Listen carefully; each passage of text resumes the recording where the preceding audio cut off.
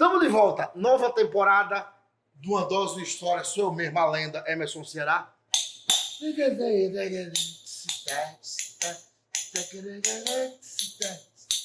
Quer ver minha teta? Ei, esse quadro está remasterizado e pela primeira vez na história desse quadro, eu, Emerson Ceará, vou entrevistar quem? Temos gente interessante para entrevistar? Não temos. Temos celebridades? Não temos. Amigos? Pouquíssimos. Vou trazer um pastor. Sim! Para tudo. Chama a tua família. Esse não vai ter moralidade, não vai ter putaria, não vai ter chupação de rola. Aqui vai ter um pastor aqui, tá bom? Pastor. Mas não é Valdomiro, R.S. Soares que vai passar a cestinha. Um pastor mirim, eu chamaria assim. Por favor, vem aqui. Arthur Gabriel. Aê! Só o irmão dele batendo palma. Com essa apresentação maravilhosa. Arthur Gabriel. Olá, gente. Muito prazer a todos. Meu nome é Arthur Gabriel. E estamos aqui hoje. Sou pastor, não parece, né? Não, o pastor...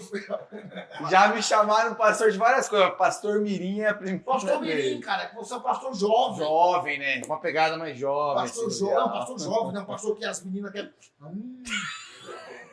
Ele falou, será eu vim de moletom? Explica por que você veio de moletom. Não, que isso. Vim de É moletom. um pastor de moletom. Não. Ele será da igreja Bola de Neve? Talvez. Vim de moletom pra não parecer que eu tô gordinho, assim, que eu me descontrolei e tal. Sim. Porque quem conhece, quem sabe quem é meu irmão, vê que ele é todo malhadinho, assim. Ele gosta de postar foto sem camisa, e story sem camisa pra dar like nos vídeos dele e tal. O irmão dele, dá pra entender um pequeno vídeo aí, Fábio, por favor. O irmão dele, ele tem uma grande tendência homossexual. O irmão do Arthur. Bota 10 centavos de um vídeo. Você consegue, Fabrício? Do irmão dele? A galera fala, no Tinder você tem que escolher. Cara, você não tem que escolher nada, velho. Chega lá, a pessoa não é a mesma da foto? Imagina! Chega lá, tem linguiça. Pô, a melhor coisa da feijoada é a linguiça. Esse é o irmão dele. Esse é o Arthur. Não, mas ele tá sendo bem cuidado em casa, a gente tá conversando. Tá deixando já dessas coisas. Quantos anos tem? Eu tenho 28 anos. 28 anos. É pastor desde quando? Sou pastor oficialmente desde 2020, mas eu já trabalho como pastor desde 2017. Embora e estudo e como seminarista daí já desde 2013. Aí é mais tempo. Quanto tempo você tá na igreja? A vida toda, 28 anos. Toda a vida, não sem... Qual igreja que é? Desculpa a pergunta, qual igreja que é? Porque a igreja Então, não salva, né? A igreja não salva. Igreja não certo? salva. Isso até é uma prova da minha história, porque eu nasci na Batista, Sim. virei pastor numa congregacional e hoje eu não estou pastoreando, mas eu estou numa menonita. Então são denominações completamente diferentes Sim. e pra mim não importa tanto, né? O que importa é meu foco. Você é tipo jogador de futebol, passou em vários clubes. Isso, você vai... Digamos assim, né? Vai chamando ali e tal, Corinthians, pré-temporada, Palmeiras, São Paulo. o mercado da bola tá aberto. Ih. Eu tenho uma grande dúvida, meu amigo. Estamos aqui para responder. Vou perguntar pra você. É. Você me conhece porque eu sou amigo do seu irmão. Sim. Eu tenho salvação para o Brasil? Chama a tua mãe, porque se eu tenho... Tenho, não. Absolutamente todo mundo tem salvação. Eu falei, mamãe. Eu falei pra minha mãe que eu tinha jeito na vida. Mas não por nós, né? Sim. Isso é dom de Deus. A palavra fala isso. Isso vem de Cristo, vem diante do sacrifício de Jesus por nós. Então, independe do que você faz ou você deixa de fazer, as pessoas têm um conceito muito errado do que é o evangelho. Sim. As pessoas acham que o evangelho é pode e não pode. Sim. Então se eu não fizer tal coisa, se eu não der o dízimo na igreja, se eu não fizer sexo só depois do casamento, se eu vou deixar de estar dentro do que o Senhor tem para salvação. Não é bem por aí. Isso, A isso nossa- é importante. Eu quero saber. Cachaçinha, eu vou pra cá. Eu vou pra onde? Eu gosto da cachaçinha. Não, eu quero tirar as dúvidas com você, tipo assim, ó. Entende? Sim, Você tá aqui pra tirar dúvida. Você me negar a coisa certa. Embora eu seja da fuleiragem, embora não pareça, eu sou cristão, tá? Tenho fé em Deus. Por exemplo, cachaçinha, eu vou pra onde? Então, independe do que você toma ou deixa de tomar. A questão não é essa. A Bíblia fala pra gente não se embriagar. Embora Jesus... o argumento da galera fala, pô, mas Jesus transformou água em vinho. Pô, Paulo, pouca gente lembra disso, mas Paulo manda Timóteo, seu discípulo, tomar vinho ao invés de água. Porque... Quem é Timóteo? É, Timóteo, Está lá em 2 Timóteo. É que Timóteo é nome do pedreiro que ele... Não. É que mãe de pedreiro geralmente é da igreja, entendeu? Ei, Aí dá nome bíblico. o Timóteo toma canjibrina. Timóteo bebe. Timóteo não toma Guaraná Jesus. Só um pouquinho, peraí, ó. Ah, é verdade, né? Você é um homem de Deus, Guaraná Jesus. Só tem aqui no Nordeste, em Curitiba, tá? Ó. Já falei que eu queria tomar uma dose, né? Guaraná Jesus. Não bebe, não bebe. Tu bebe, não bebe. Não bebo. É bom isso aí, ó. Olha, a salvação. Guaraná Jesus, gente. Só aqui no Nordeste. Viu? Podia me contratar. Eu gosto desse menino, né? Sim, cachaçinha. Vai pro inferno ou não? Então, a questão é o seguinte. Vou tentar dar uma forma bem resumida. Tá bom. O ser humano ele já nasce pecador. Isso já vem numa condição... Não, eu posso interromper? Pode me interromper, sem Por favor. problema. Não diz que até 7 anos a criança é inocente? Então, existem pessoas que vão dizer, lá de 7, 12, mas a Bíblia não fala isso. A Bíblia fala que todos nós somos indesculpáveis diante da lei de Deus. Está em Romanos, isso está em Salmos, vai dizer que desde a nossa concepção a gente já nasce em iniquidade, já nasce em pecado. Nasce ruim. Então, o ser humano, por essência, é um homem mau. Aí a galera fala, não, o ser humano nasce bom, é a sociedade que o corrompe. Se a sociedade corrompe o ser humano, quem que corrompeu a sociedade? A sociedade é feita pelos seres humanos. Exatamente. Então, é uma concepção que não faz sentido por si só. Sim. Então, se nós já nascemos maus, nós já nascemos pecadores. Mas espera aí, eu sou pecador, mas eu dou o dízimo, eu ajudo o ONG, Sim. eu vejo um cara pedindo comida no semáforo, eu dou uma comida para ele. Eu sou uma pessoa boa. Sim, você faz coisas boas. Sim. Só que... O que eu prego é o seguinte, o que eu prego, né? Mas que a pessoa fala. O que eu acho que nesse plano que nós estamos, foi um amigo meu que me passou esse amigo meu chamado Charles. Um cara muito interessante. Nesse plano nós temos que fazer o bem. Sim. Eu acho assim, independente da sua religião, se você é cristão, se você é umbanda, se você é do islamismo, na minha cabeça, eu acho que nós temos que pregar o bem, fazer o bem para as pessoas. Independente de qualquer coisa. Sim, só que aí isso é um consenso geral, porque as pessoas pensam isso. Mas aí a Bíblia vai falar que não existe como a gente ser justo. Não há nenhum justo sequer. No mundo? No mundo. Não tem quem faça o bem. Por quê? Porque o nosso coração, em essência, é mau. Até quando eu ajudo, você não vê essa porrada de gente influencer que vai lá, não, eu faço sopa pros pobres, e vai lá e filma, e posta. Esses aí, ó, um recadinho pra você, chupa-pica. O cabo que faz um negócio, de filme, eu sou totalmente contra isso. O cabo filma, olha, eu tô comprando bala de fulano no sinaleiro. Bicho, eu acho isso de uma hipocrisia. Não, e a Bíblia fala que quando a sua mão direita dar a esmola, a sua mão esquerda não deve saber. Sim. Você não deve fazer isso para mostrar para os outros. Sim. Mas por que eu tô falando disso? Porque a gente tem um consenso de justiça do que é certo e que é errado, que é bom e mal. Mas diante de Deus, o padrão do Senhor é a perfeição. Então, se o padrão dele é a perfeição, não importa se eu ajudo alguém aqui ou outra. Os meus pecados invalidam as coisas boas que eu faço. Então, eu faço bem, o que eu faço de ruim invalida? Invalida, porque a Bíblia fala que se eu quebro um mandamento, eu sou culpado de quebrar todos. E aí, não vou nem entrar aqui quais são os mandamentos, que não só você, mas eu e todo mundo acaba quebrando todos os dias. Todo dia? Todo dia a gente faz coisas que estão longe. Mas é aí que entra a beleza da coisa. A Bíblia fala que não é pelo que eu faço, deixa eu fazer. Alguém foi perfeito. Houve uma pessoa que foi justa diante de Deus. Essa pessoa foi Jesus. E a Bíblia fala que o preço do pecado é a morte. E essa pessoa morreu por um miserável igual eu e igual você. E é por isso que, agora voltando à sua pergunta inicial, você tem salvação, assim como eu, assim como qualquer pessoa, até meu irmão com os trejeitos dele. Eu acho que todo mundo tem salvação, mas é porque não é pelo que você faz, pelo que eu faço, eu deixo de fazer. Cara, é porque Cristo morreu por nós. Sim. Então é por isso que hoje a gente pode falar, né, resposta à sua pergunta, todo mundo. Véio. A gente tá vendo essa guerra lá, Israel, Hamas e tal, e a gente vê... Essa guerra é um pouco de religião, né? É totalmente religião, sim. 100%. E é muito fácil para um cristão querer tomar 100%. Me diga uma coisa, eu posso perguntar, eu vou ficar falar, tá bom? Sem problema. Por que Jesus, ele é judeu? Ele é judeu. Certo? Por que a galera de Israel, os judeus raiz, não crê em Jesus como Salvador?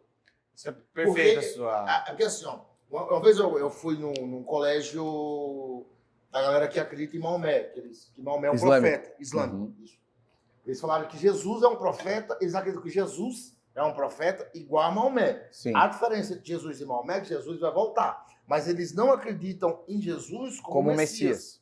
É legal essa pergunta, porque assim, ó, o Messias, quando a gente fala Jesus o Cristo, por exemplo, é a mesma palavra, só que Cristo é no grego e Messias é no hebraico. Mas qual que é a ideia? Ele é ungido, ele é o escolhido, aquele que vai vir para libertar. Para nós cristãos, que já temos entendimento, a gente tem. Ele veio libertar a gente do quê? Do pecado. Então ele veio para ser, porque o pecado nos escraviza, nos aprisiona, né? Quando tem algo que eu não consigo deixar de fazer, beber, transar, Deixa a cachaça. tal coisa. Não, qualquer, Deixa transar. absolutamente qualquer coisa. Cristo nos liberta disso. Calma, mas eu vou responder essa pergunta. Para o judeu, quando Jesus veio, eles não o reconheceram. Se você for lá olhar os evangelhos, o que aconteceu, a elite religiosa, intelectual da época não reconheceu Jesus como Messias. Para eles, Jesus era um agitador político.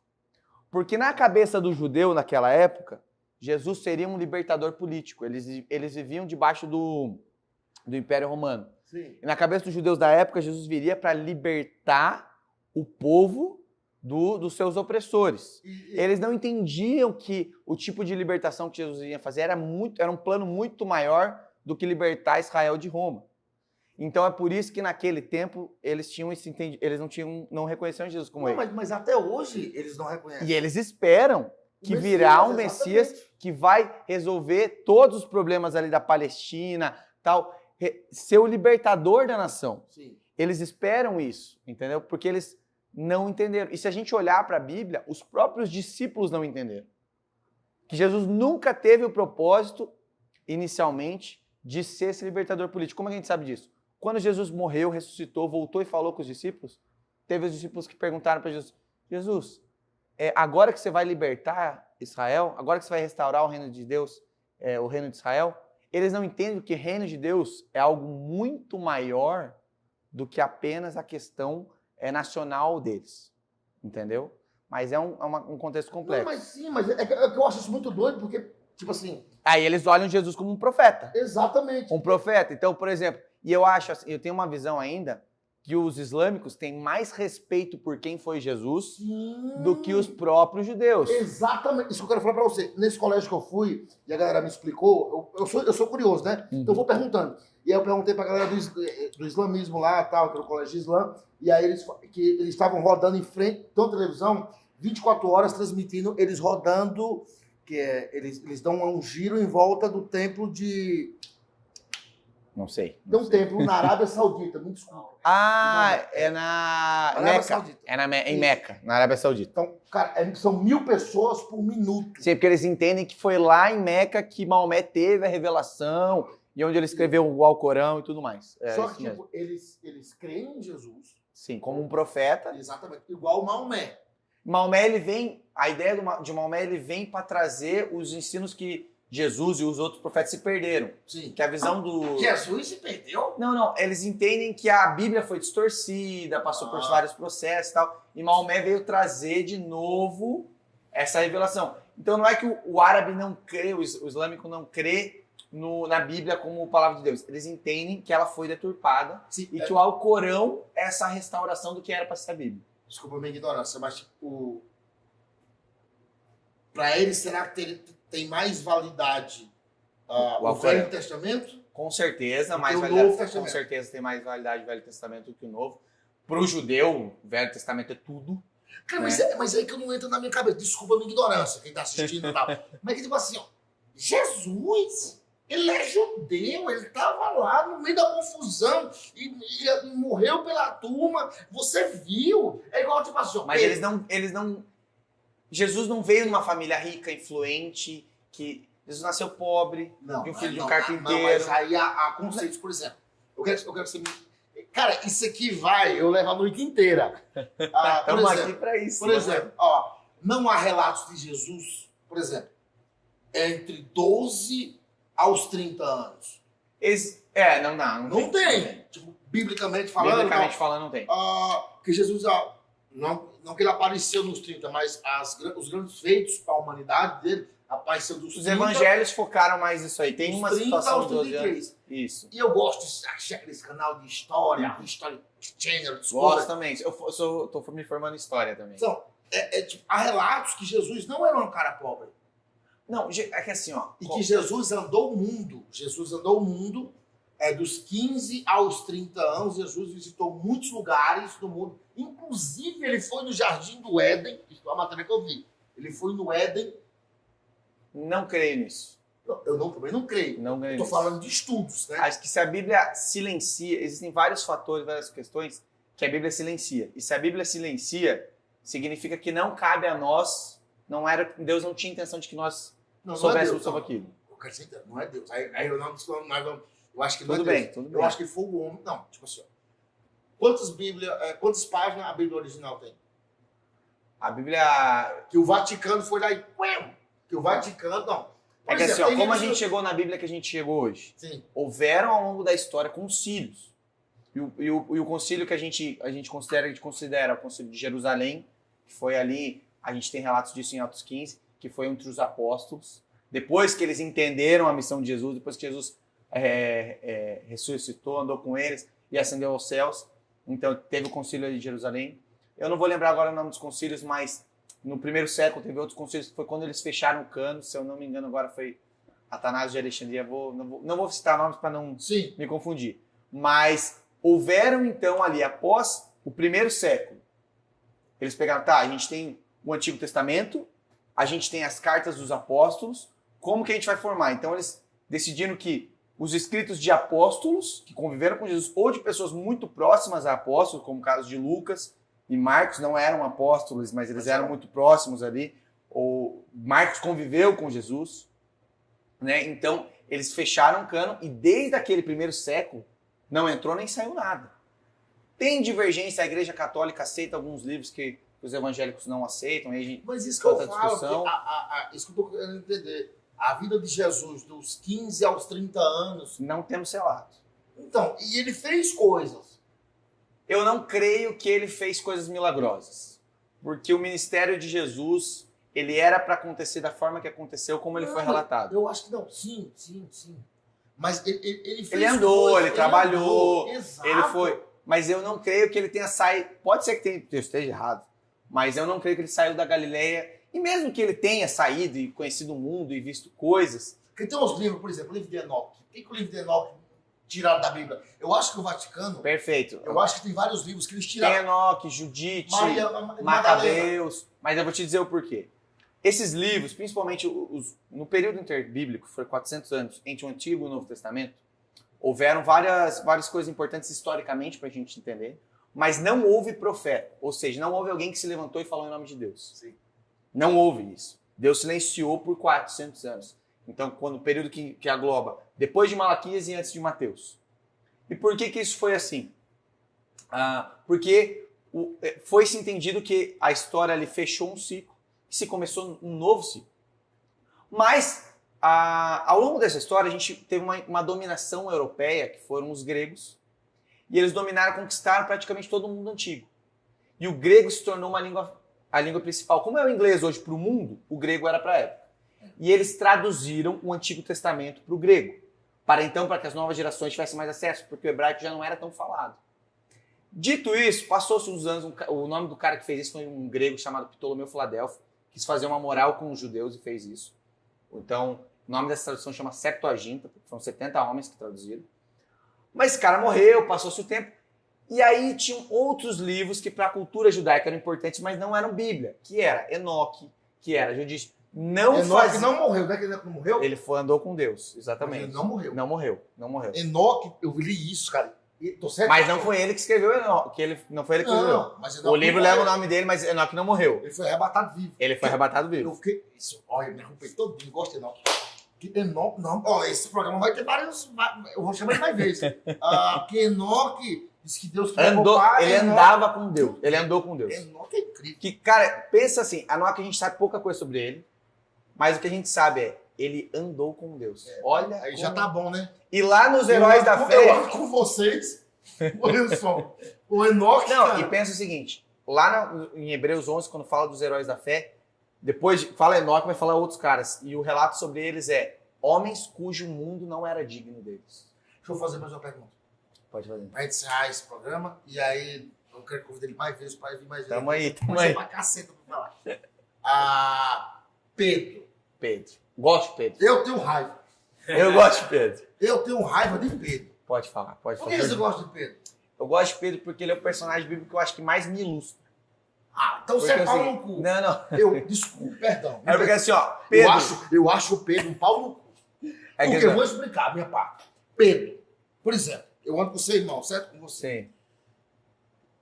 Cara, se alguém vier bater no seu irmão ou em qualquer amigo meu, nós vamos pro cacete. Perfeito. Ó! Porque eu já entrei em briga por causa de Marco de Pedro Banguela. E nem filho de Deus ele era filho de Kenga. E aí, Pedro, no meio da confusão, estavam descendo o cacete em Jesus.